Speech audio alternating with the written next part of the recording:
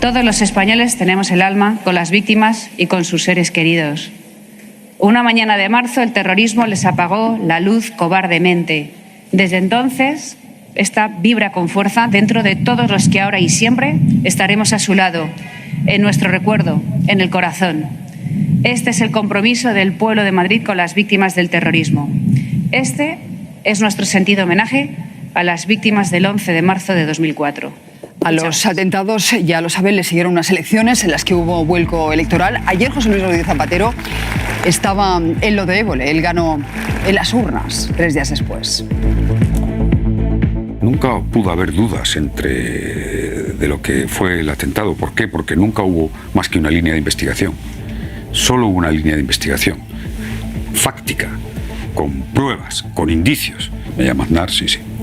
Y me dice, bueno, me felicita, pero me dice, menuda tarea tienes por delante o algo así. Pilar. Sí, es que 20 años después el aniversario nos evoca varias memorias. Está la personal que decíamos, todos nos acordamos de dónde estábamos, de esas coberturas tan difíciles que mencionaba Susana, de qué hacíamos, cómo reaccionamos, a quién llamábamos.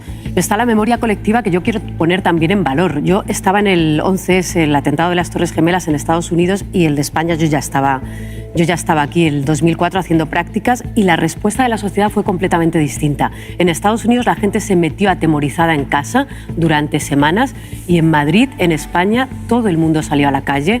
Recordaba el alcalde Almeida cómo había colas para donar sangre el día de los atentados porque se habían acabado los hospitales para las víctimas. Esa manifestación del viernes, estaba todo Madrid en la calle. Recordar que no te podías mover en la manifestación, y esa respuesta solidaria de la sociedad española hay que ponerla en valor, porque no todas las sociedades responden así ante un atentado. Y luego está de la que hablamos. También la respuesta judicial, porque Javier Gómez Bermúdez dice que, a pesar de que no se pudo condenar a los autores materiales del atentado porque se suicidaron en Leganés, se condenó mucho más y se resolvió mucho más ese atentado que el del 11S. Bueno, muchísimo más. O sea, es que la policía española trabaja muy bien. Iba ahí a la memoria política y a lo que sufrió el juez del Olmo también, porque coincidió la instrucción del juez del Olmo con lo que estábamos hablando de todas las mentiras que se difundieron durante esas 72 horas y la tensión política que supuso incluso para la propia instrucción. Se puso en cuestionamiento la actuación de la policía, que hemos escuchado ahora en el aniversario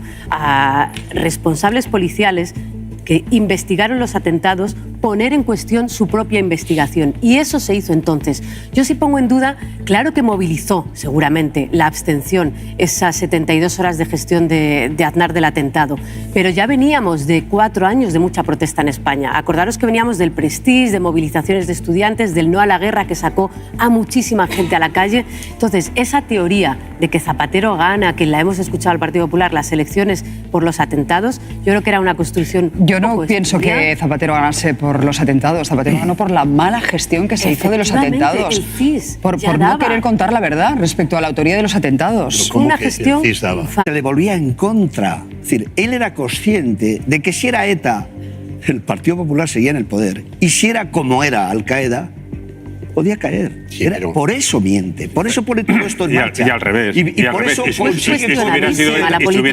hubiera sido mayoría absoluta para el Partido Popular. Puede que sí, pero ¿cuál era la verdad, Nacho? ¿Cuál era la verdad? No te digo que no. Que había sido ETA y lo sabía, que había sido Al-Qaeda y lo sabía. Al-Qaeda no era. Muy pocas horas después. No te digo que no, lo que pasa es que esa partida se jugó en ese ámbito, en un ámbito de elecciones generales, no pensando en el interés general. Y yo estoy en contra de lo que ha dicho totalmente Pilar, desgraciadamente. Es decir, sacando pecho de lo que se hizo aquí en España. Yo estoy en contra de lo que ocurrió aquí en España por todos lados. Memoria colectiva, ningún joven se acuerda de lo que... O sea, de los 8 millones de españoles que nacieron después del 11M, nadie se acuerda de lo que... La reacción en la calle, Nacho, fue ejemplar, que es de la que estaba hablando. Ejemplar. Pilar, nadie, mientras que en Estados Unidos llevan el 11S grabado a fuego, como si fuese... Y el 11S en Estados Unidos unió a la población. Aquí lo que hizo fue dividirla. ¿Y quién la dividió, Nacho? ¿Pero quién la dividió? Que no digo que no.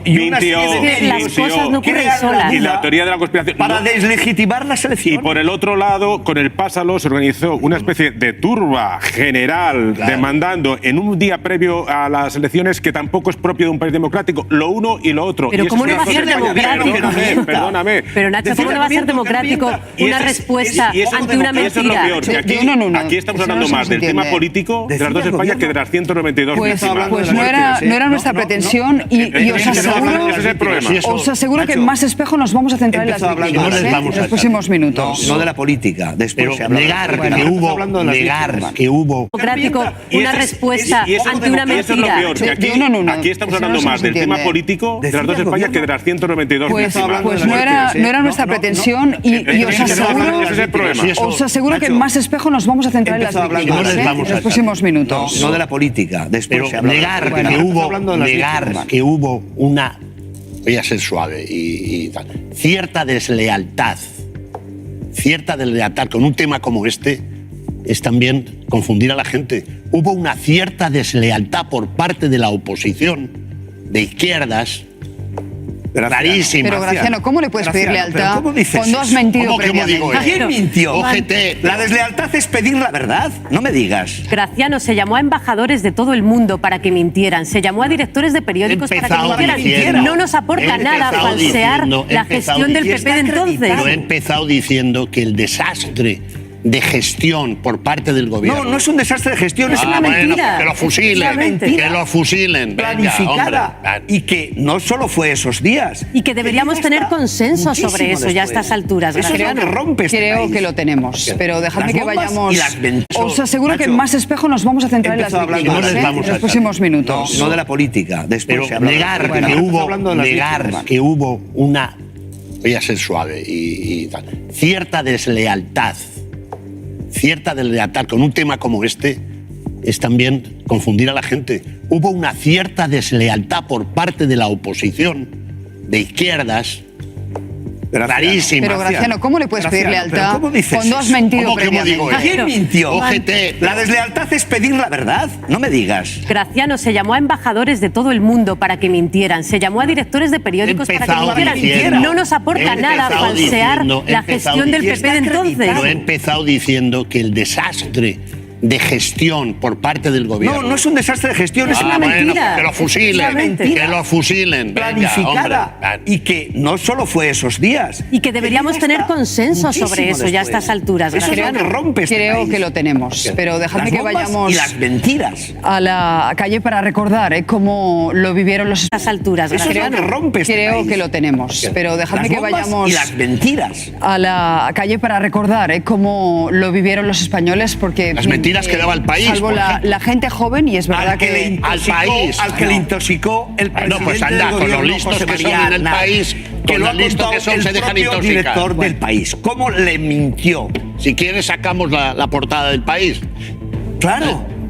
Esa era la consecuencia, pero... ¿Quién va a pensar que tu presidente ¿Quién era la fuente del director del país? El presidente del gobierno, que le garantizó que era ETA. Y era mentira. Pues muy bien. Si lo ha contado el propio pues fue barrido y pasado a la ignominia.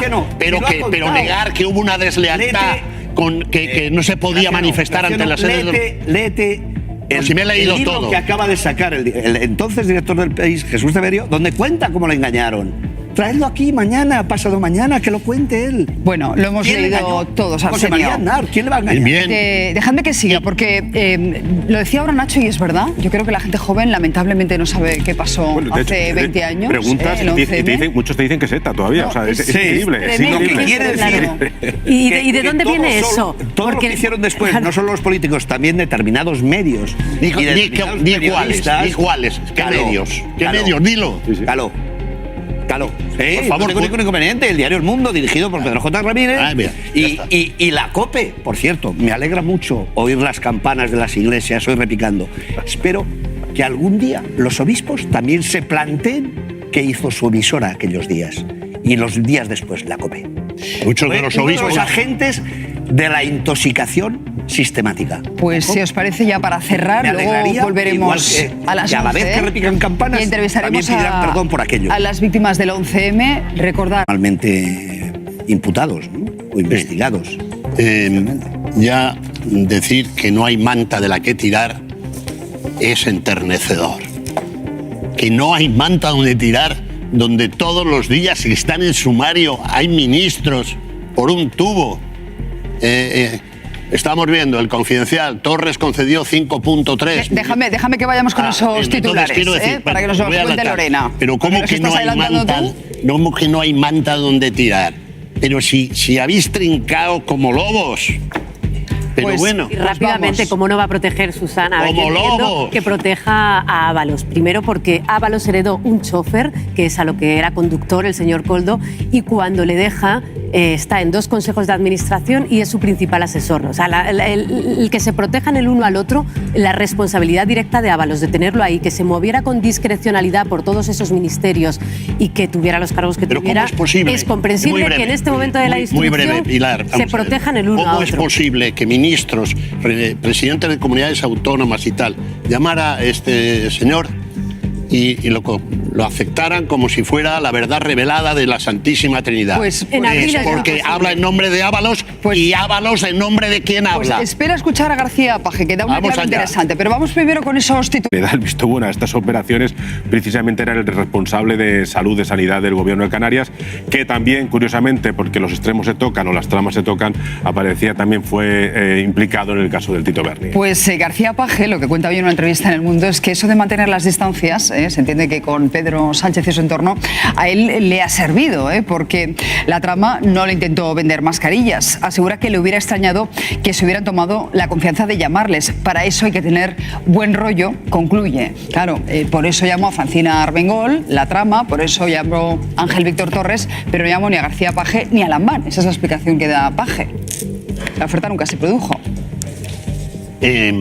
Oye, a ver, perdón. ¿Qué? No, digo que como he visto un silencio, comento. No, que a ver, la trama es verdad que intentó colarse en todas las administraciones socialistas, eso es cierto, porque lo intentó también en Extremadura, donde el consejero de Sanidad entonces ha dicho que les bombardearon con correos hasta que lo descartaron, lo intentaron en Asturias y lo intentaron también en Castilla-La Mancha, y como bien ha dicho Paje, no consiguieron entrar porque ya tenían sus proveedores definidos, ¿no? Lo que ocurre es que en el caso de Canarias y en el caso de Armengol veremos cuando tengan que dar cuentas de estas adjudicaciones, pero si les llamó Fomento, si les llamó Ábalos directamente e incluso si les llamó Koldo y les dijo, oye, tenemos un buen proveedor que os garantiza mascarillas en pleno mes de abril, un mes después de que estallara la pandemia, es comprensible que las aceptaran. Lo que no es comprensible es por qué no dicen cómo llegaron esos primeros correos, que todavía en el caso de Armengol no sabemos quién llamó. No ha querido manifestarse. No se ha pronunciado, sabemos se lo han preguntado reiteradamente. Claro. Perdona, sí sabemos quién llamó. Sí, pero Armengol no lo ha querido confesar. El día de su comparecencia patética, por cierto, se escabulló, me llamaba mucha gente. No, le llamó Ábalos y lo tienes en allá. Vamos, hay un tema en este asunto que yo creo que es lo mollar. Que es lo mollar. Responder esa pregunta. En la instrucción que no se ha terminado, que está haciendo el juez Ismael Moreno, que fue policía antes de juez, por lo tanto, se va a dejar engañar poco, policía antes de juez, habla de un superjefe, y lo entrecomillan, que es las conclusiones a las que llega la inteligencia de la UCO y que el propio juez instructor asume. Hay un superjefe, porque nadie en su sano juicio puede pensar que todos estos señores aceptan la compra y las invitaciones que les hace el señor Aizkolari, Koldo, para comprar mascarillas. Esa es la cuestión. Es decir, ¿quién es el superjefe? ¿En quién está pensando el juez instructor y los investigadores? Y si está pensando en Ábalos, todavía debe faltar instrucción. En Ábalos no, porque todavía debe faltar instrucción porque no hay nada concreto para elevar exposición y pedir el suplicatorio. Pero que la instrucción cada semana que pasa va implicando un poco más en la responsabilidad de Ábalos. Eso lo más llamativo de la entrevista de Koldo, que además la ha concedido sin que se la recomendasen sus abogados y por tanto no ha dicho prácticamente nada, es que siga yendo de la mano de Ábalos y que siga defendiendo al exministro. Yo creo que eso es lo más llamativo. Sin embargo, si os dais cuenta, Susana, era su llave de entrada en las administraciones. Claro, pero lo que te quiero decir es que dijo aquello tan soez de no quiero para Reyes vaselina. Es decir, es verdad, García Paje no se ha movido, pero ¿qué dicen los resultados electorales? Que al final al Partido Socialista no le penalizaron los indultos ni su gestión en Cataluña. Le dieron 1 millón más de votos. Yo creo que la ley de amnistía, si se mantiene este ciclo de gobierno y son 3-4 años, al final el electorado progresista no le gusta la ley de amnistía, pero seguramente no la penaliza en las urnas. Ahora bien, un electorado progresista sí te penaliza la corrupción y cómo reacciones a ella. Entonces, estoy de acuerdo en que el caso Koldo tiene pinta de que ha llegado para quedarse, que esta instrucción, los que hemos visto el sumario, no es una instrucción únicamente de unas mascarillas, es muy amplia, y si ha llegado para quedarse, la reacción del PSOE al caso Koldo creo que le puede complicar más que una amnistía que si pacifica Cataluña y si le salen bien las elecciones y si gana el PSC... Salió Bolaños. ¿Que está detrás la factoría Ferraz o el núcleo duro del presidente? Es que hay cosas que son un insulto a la inteligencia. Es de cajón. Cuando sale Bolaños diciendo que esto es un referente mundial, esta ley de amnistía, pues claro, hombre, a algunos se lo puede creer, pero a todos se le cae la cara de vergüenza por lo que hemos dicho. Dicho lo cual, yo no creo que la diferencia entre el Partido Popular y el PSOE sea por la ley de amnistía, que le interesa a la gente bastante poco. No digo que no sea importante, digo que interesa bastante poco, como el caso Koldo, que donde esto lo entiende perfectamente la gente. Gente que se ha lucrado, unos caraduras que se han lucrado por las mascarillas. ¿Tú crees que erosiona más el caso Koldo que la ley de amnistía? 100.000 veces más. Yo también lo creo. 100.000 veces más. Yo también lo creo. 100.000 veces más. Lo que pasa es que hay una cosa... Estamos buenos. Lo que pasa es que hay una cosa... Sí, porque la gente no, si no digo que no probablemente sea así. No lo entiende muy bien. Pero ¿qué pasa? Que es verdad que la ley de amnistía, los coletazos de la ley de amnistía, como el caso Koldo, pero aquí estamos hablando de la ley de amnistía, van para largo, porque está la cuestión prejudicial en Europa, están los recursos de inconstitucionalidad, están lo que decían todos los tribunales, es decir, vamos a tener una melee aquí durante toda la legislatura, que para mí, con perdón, creo que esta legislatura, entre unas cosas y otras, ya está muerto. No digo que Sánchez no vaya a durar, que va a durar toda la legislatura porque hay un círculo de intereses para que todo se mantenga en el poder. Digo que a la hora de legislar y tomar medidas, reformas importantes para el país, con este lío de la amnistía y con este lío del caso Koldo, la legislatura ya actualmente está muerta. Pero fíjate, Susana, yo comparto también que ya lo hemos visto en las pasadas elecciones, en el pasado ciclo electoral. García Paje representa esa tensión dentro del Partido Socialista entre cómo entiende una parte del PSOE de Cataluña y otra parte está latente y es histórico en el PSOE. Oye, recordar la frase de García Paje en el año 2020, cuando el gobierno Pedro Sánchez iba a negociar con Esquerra Republicana una negociación política que dijo aquello tan soez de no quiero para Reyes vaselina. Es decir, es verdad, García Paje no se ha movido, pero ¿qué dicen los resultados electorales? Que al final al Partido Socialista no le penalizaron los indultos ni su gestión en Cataluña. Le dieron 1 millón más de votos. Yo creo que la ley de amnistía, si se mantiene este ciclo de gobierno y son 3-4 años, al final el electorado progresista no le gusta la ley de amnistía, pero seguramente no la penaliza en las urnas. Ahora bien, un electorado progresista sí te penaliza la corrupción y cómo reacciones a ella. Entonces, estoy de acuerdo en que el caso Koldo tiene pinta de que ha llegado para quedarse, que esta instrucción, los que hemos visto el sumario, no es una instrucción únicamente de unas mascarillas, es muy amplia, y si ha llegado para quedarse, la reacción del PSOE al caso Koldo creo que le puede complicar más que una amnistía que si pacifica Cataluña y si le salen bien las elecciones y si gana el PSC, podría quedar absolutamente Pilar, cuando se convocan a lo que es la comisión de investigación del caso Koldo en el Senado, va a tener que comparecer Pedro Sánchez después de 10 meses de no acudir al Senado. Ojo con esto. No, iba a decir una cosa a propósito de lo que acabas de decir, elecciones catalanas dentro de 11 meses, no lo olvidemos. Y a propósito de lo que hemos escuchado ahí a Turull, Junts y a Junqueras, no tenemos que perder de vista una cosa.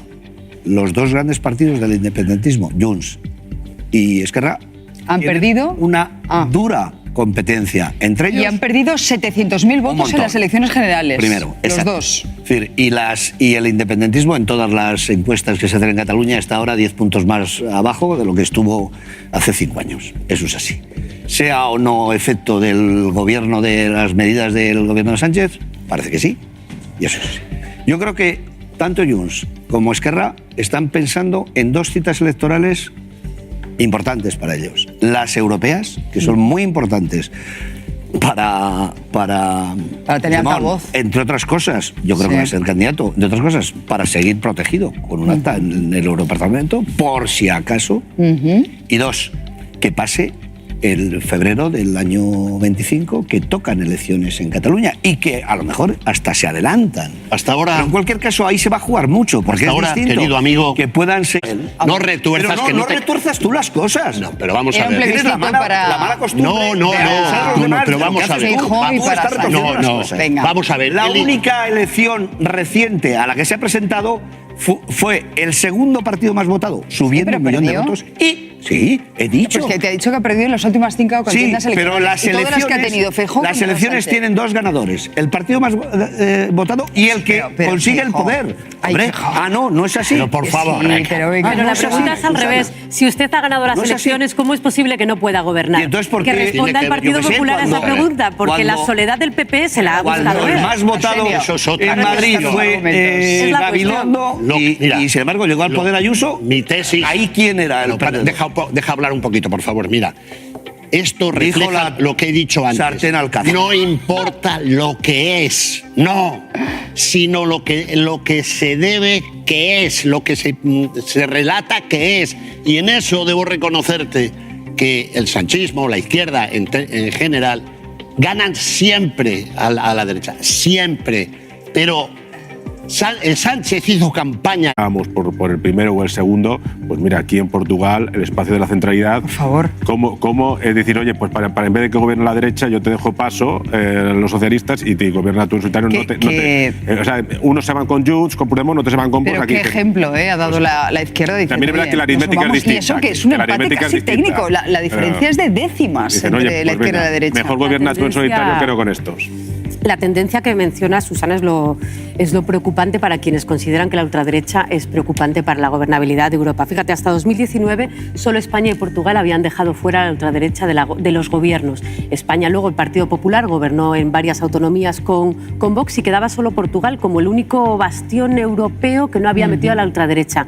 Ahora el líder conservador tiene que tomar una decisión si los mete o no en el gobierno de Portugal. No quería, se resistía durante toda la campaña. Se resistía, pero la tendencia, bien como mencionas, Pero el es Abascal Portugal, portugués está insistiendo en que quiere entrar. puede tener a la ultraderecha. Las elecciones de noviembre en Estados Unidos, si se celebraran hoy, según todas las encuestas, dan a Trump ganador. La ultraderecha viene fuerte también en las elecciones europeas. Es decir, el mapa es preocupante. Y rápidamente, Graciano, tengo ganas de leer tu libro, pero decía Susana, se quedó a 4 escaños el Partido Popular de gobernar. Es que la reacción precisamente fue esa. El millón de votos de los jóvenes, de las mujeres, de Cataluña, De los pensionistas. fue a esa alianza Esa fue de clave. los 4 escaños a que pudiera gobernar el PP con Vox. Veremos cómo resiste España ante un escenario europeo que tiene a Vox y a la ultraderecha en prácticamente en muchos gobiernos. No habéis citado lo que para mí es más preocupante, que es Alemania. Alemania es la primera potencia, tienen problemas ahora económicos, pero estos son alemanes. Muro, sí, puede y ser. tienen la alternativa por Alemania está fortísima. Y quien decide la posición europea es Alemania. Ahí tenemos al señor Manfred Weber, que yo entiendo va a dar muchas noticias a los españoles en breve. Entonces, eso sí que realmente, digamos, es preocupante. Pero es que hay un elemento que no queremos darnos cuenta, que es... Compañeras, aprobamos una ley de trata importante en el día 8 de marzo. Yo tengo todavía algo pendiente del Congreso del Partido Socialista. Un compromiso. Y es el de la abolición de la prostitución. Lo sabe Pachi, que dentro de poco el Grupo Parlamentario Socialista presentará una proposición de ley para erradicar para hacer la abolición una realidad en nuestro país. Ya era hora, pero insisto, ha tardado 6 años y es curioso porque hay cierta división dentro de la izquierda. Por ejemplo, Sumar. Hay grupos, digamos, dentro de Sumar que no son partidarios. Podemos tampoco lo tenía claro, estaba muy dividido. Una de las dirigentes históricas feministas del PSOE, bueno, históricas y presentes, Carmen Calvo, lleva mucho tiempo. Sí, sí. Tiene un libro reciente donde una de Aquí las... vino a presentarlo y me dijo que echaba en falta esa ley, efectivamente. Eso es. Es una de las impulsoras de esta iniciativa. Las mujeres del PSOE siempre han defendido una ley para abolir la prostitución. Siempre ha habido consenso dentro del Partido Socialista. Bien, es verdad que no. Y ahí les apoya el PP, porque el PP sí que tiene una posición en contra de... Efectivamente, no Sumar, de no la Podemos, prostitución. Pero para esto, si PP y PSOE se ponen de acuerdo, la ley para la abolición de la prostitución debería de salir relativamente rápido. O sea, que si hay ¿Y qué una hará ley... Sumar? ¿Qué creéis que hará Sumar? Pero en esto lo importante es que hará el PP, Susana. O sea, si realmente se quiere abolir la prostitución, que vote el PP con el Partido Socialista. Tantos consensos que pedimos, porque Sumar al final son 31 escaños. Pero socio de gobierno. Es socio de gobierno. ¿Va a aprobar el PSOE una ley? Yo creo que en contra de Sumar. Que Sumar votaría que sí a una abolición de la prostitución. Pero en cualquier caso, si se quiere esta ley para abolir la prostitución, se puede sacar adelante, más allá de las discrepancias internas a la izquierda del PSOE. Yo creo que lo veremos. Yo creo que habrá un consenso entre las grandes formaciones para al final abolir la prostitución. Porque Junts y Esquerra no estaba muy por la labor, ¿eh? No, Junts y Esquerra no, que dividen a la sociedad y lo suele cultivar. No todo vale, ¿eh? Estoy analizando que ella, como ha visto que esto se le da bien y que al final logra polarizar y pues se dedica a este tipo de manifestaciones. Pero como he dicho, quiero dejar claro, lógicamente, hasta que no exista cierta igualdad, hablar del Día del Hombre es totalmente... No, y sobre todo que todas los... Vamos a tardar 120 años en tener una cierta igualdad real según la ONU. ¿Pero qué estamos diciendo, por favor? No era... Estamos años luz. Una mayoría absoluta no se puede utilizar para lo que lo ha hecho la presidenta Ayuso. Además, los ejemplos que ha puesto todos, las víctimas de tráfico, todos esos ejemplos no son víctimas por la discriminación de las mujeres, con lo cual no se sostiene en absoluto el debate. Hombre, mueren más soldados porque hay más soldados hombres. Pues eso es así. No, y que además el soldado no muere por la discriminación, por una discriminación por ser hombre. Las mujeres mueren asesinadas por una discriminación y por un machismo que las matan por ser mujeres. Y los datos están ahí. Ese 0,000 que a veces que reivindica la extrema derecha es la reivindicación de la extrema derecha, pero no se puede el Partido Popular y Ayuso sumar a una corriente que ha roto el consenso de la lucha contra la violencia de género, que es Vox. Y Ayuso es la única presidenta que lo hace, porque yo no he escuchado a otros miembros del Partido Popular. De hecho, no le ha secundado a nadie en el PP. Claro, porque si ya es duro que Vox haya roto el consenso, como para tener a la presidenta de Madrid rompiéndolo con ellos. Yo creo que es que Ayuso... Y otras en las que una película se impone con tanta fuerza pues que entra de lleno en la historia del cine, y ese ha sido el caso esta noche con el encumbramiento de Oppenheimer, que ahora ya para toda la vida va a acabar siendo vista por casi todo el mundo.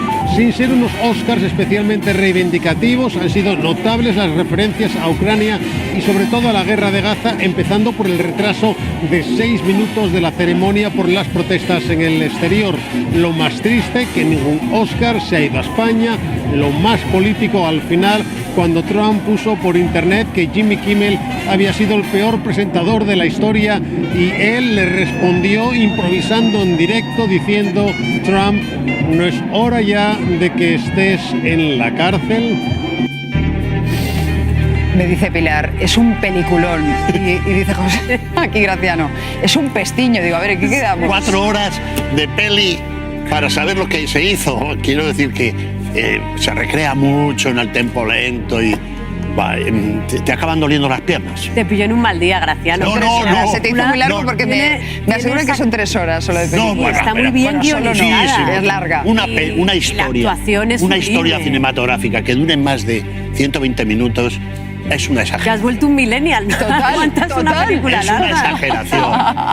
Oye, mis hijos son millennial y me la han recomendado. Pero claro, es verdad que ellos son muy aficionados a Christopher Nolan, que ha generado mucha escuela y tiene muchos, partidarios. Pero La Sociedad de la Nieve, que a mí me encantó, pues no ha conseguido ni el premio a la mejor película, ni tampoco la nominación ni el maquillaje, tampoco ha tenido suerte Robot Dreams de Pablo Berger.